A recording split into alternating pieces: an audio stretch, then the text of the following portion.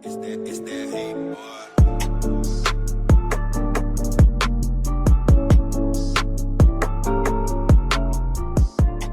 Hello and welcome to Stingray Studios. Welcome back to CringeTV. So if you're new...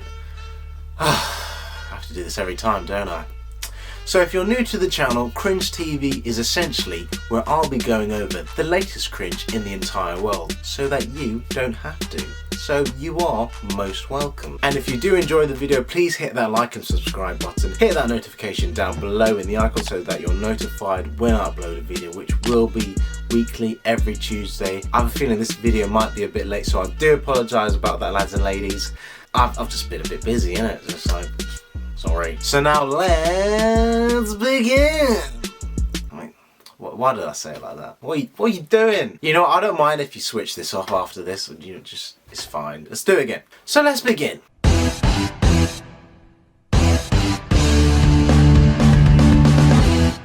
After months of hardcore training, the fight that people weren't really too bothered about, the anticipation that wasn't really there, Alison Gibb versus Jake Paul. But let's all face it, we all hate Jake Paul regardless of who you support, so that is a beautiful thing. Now I'm sure we all know the catastrophic outcome of this event. You're not afraid. He seems like he has some head movement with it as well. Crouching in a very unorthodox fashion. Like that was an early headbutt.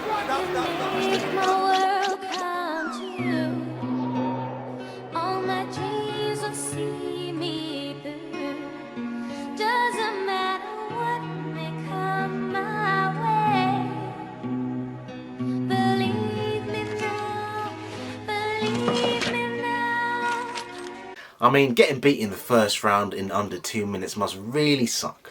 It must also suck for all the people who pay to watch the match in the first place. And for all those paying to stream it using DAZN, or what I like to call it as DAZN, because that's how it's spelled. I mean, it's spelled D-A-Z-N, which is pretty stupid actually. It's bloody rubbish actually. Like, I'm pretty sure they genuinely forgot a couple letters in their application process and all that stuff. So, not impressed. Not impressed at all. But yeah, it was clear here that nerves did get the best of poor Gibby boy. Matter of fact, it was more a thing of Gibb losing rather than Jake Paul winning. Like, if my man stopped trying to increase his gluteus maximus or gluteus maximus or however you call it, his arse, with all them squats, then he might not have lost any balance. He might have still had his dynamic equilibrium in play. He's hurt. He's hurt. He's down again. And that is... But no.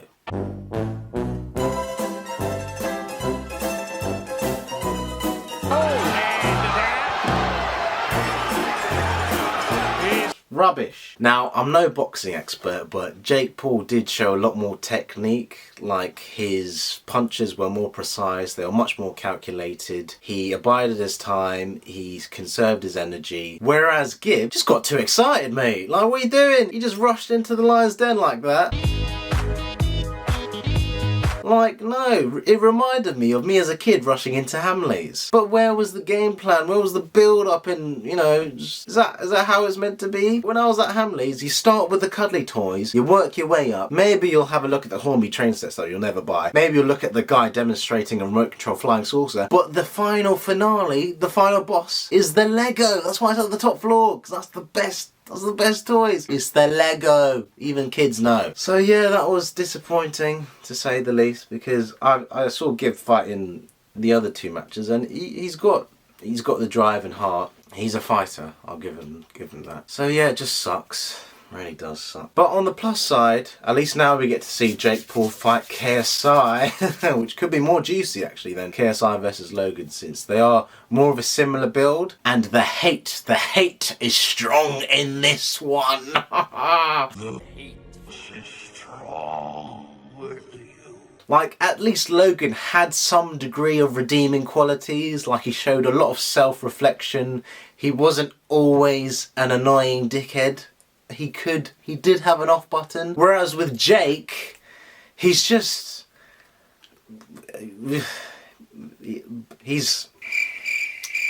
Although...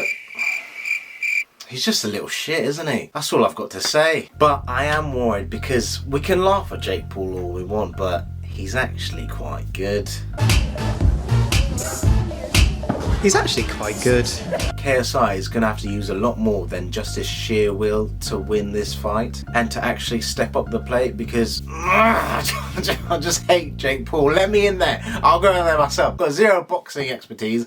I'll use my Wing Chun and I'll just be like, ah! That's not Wing Chun, no. This one's Wing Chun. This one's Wing Chun. Wing Chun is mine, yeah. Scissors, no, that's not what. I could do it. I'll do it myself. Yeah, fine. I've got my Wing Chun under my belt. Simples. Then again, if I were KSI, I probably wouldn't even do the fight. I mean, he's just got so much more to lose. And just when you're at the top, the only way is down. It's a bit risky still. As cocky as he can be and as high as his ego can take him. I mean, they've all got egos. Like, come on, look at them. They're big YouTubers. It's the kind of world we live in now. What can you do? However, I do want to see this fight because it just sounds a lot more juicy, like I said before. But I just hope KSI manages to incorporate some technique in his playstyle in order to outperform Jake Paul on fight night. But then let's face it, that's not going to happen at the end of the day. At the end of the day, they're YouTubers. They're entertainers, for crying out loud. So what can you do? Now, overall, I'm going to give this cringe rating a modest 42 out of 10 because anything that revolves Jake Paul is just, you're just asking for it, aren't you? So yeah, 42 out of 10.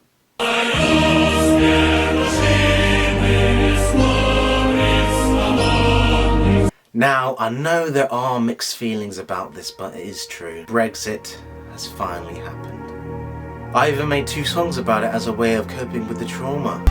Been spending most our lives living in the Brexit paradise. But you see, the EU takes it all. The EU takes it all. And a way of making me and my friends look as ridiculous as possible. So yeah. And I mean, we still got the whole trade deal and the exiting process left. So in a way, this is just the beginning, actually. Some of you will be like this. And some of you will be like this.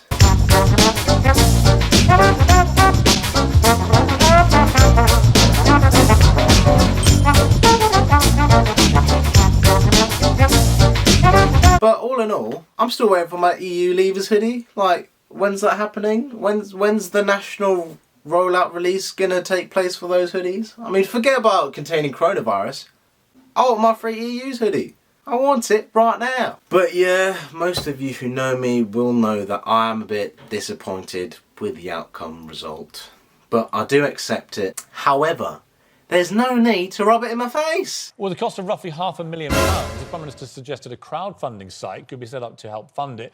But will the public donate? Spending £500,000 just for a clock to go TikTok? I mean, what are you on about? Matter of fact, that's rubbing it in the NHS's face as well. God damn, that's savage. But yeah, the next time you complain about austerity cuts or your Ryanair flight to Spain being a little more pricey than usual, remember, you voted for this. You did. Now, because Brexit has been a lingering fart smell for quite some time, unfortunately the memes just don't stack up as they used to, so I'm going to give this cringe rating a 5 out of 10, sadly. Because you're there. Would you look at the time? Sadly, that is all we have today for Cringe TV, but fear not, let's tune in to some fake news. Raj Patel has the rest of the story.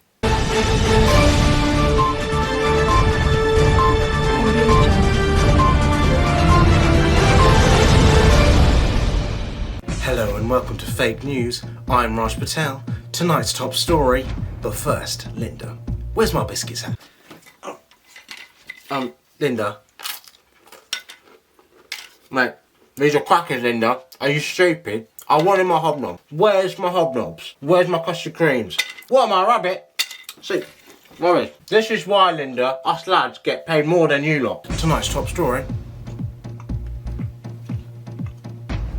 tonight's top story. Almost there. Almost there. I'm almost there. Bear with me. Who the hell buys crackers these? Stupid. Oh no, I still got some more. Okay,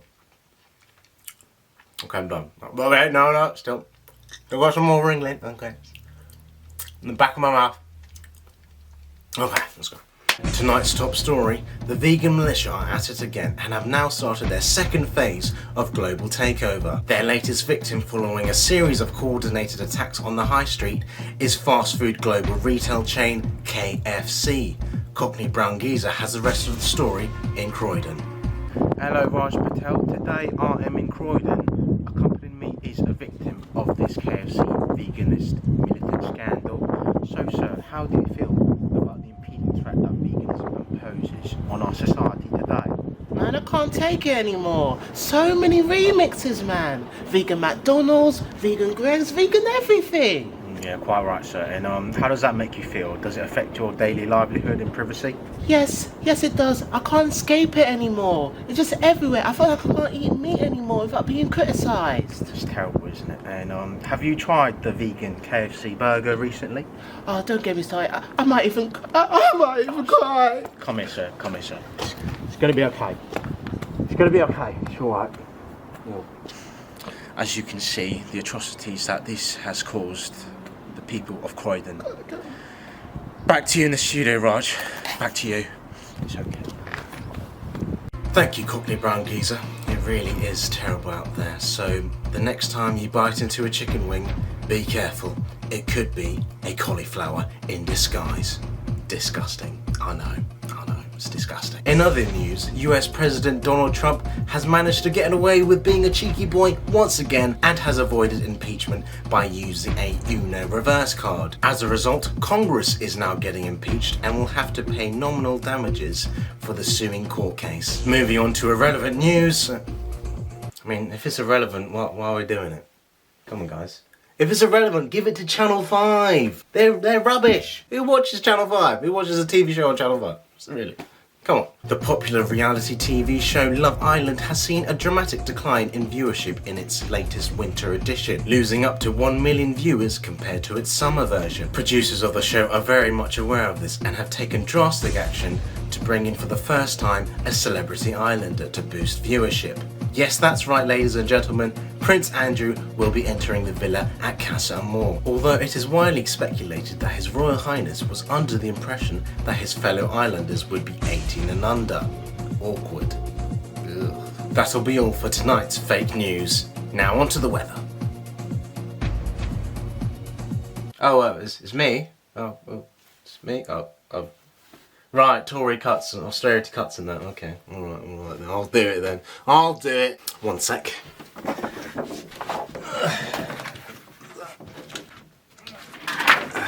What?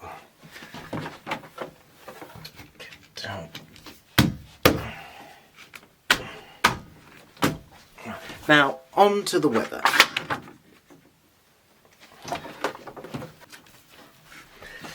Oh, come on! Now, on to... Come on, please, please! Stay down! This isn't even a joke anymore.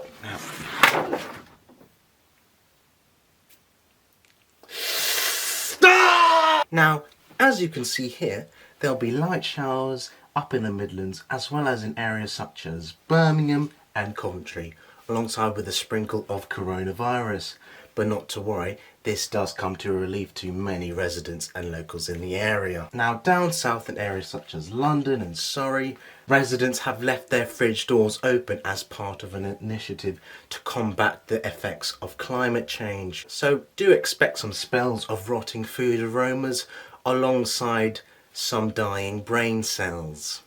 Now, a couple of weeks ago, the UK took a huge blow against Storm Brendan and is expected to return with gale wind speeds of over 1,001 miles an hour, particularly in the area of Blackpool, which is still recovering from the devastating storm Sophie Aspin of 2017, which decimated the area to oblivion. So, I'm Raj Patel, and that'll be all from Fake News. Thank you. Thank you, Raj Patel. So if you enjoyed this video, please hit that like and subscribe button down below. It is free of charge, it won't cost you a penny. Let me know down below in the comments whether you agree with me, whether you disagree with me, what you thought was cringe this week, and I will see you next Tuesday.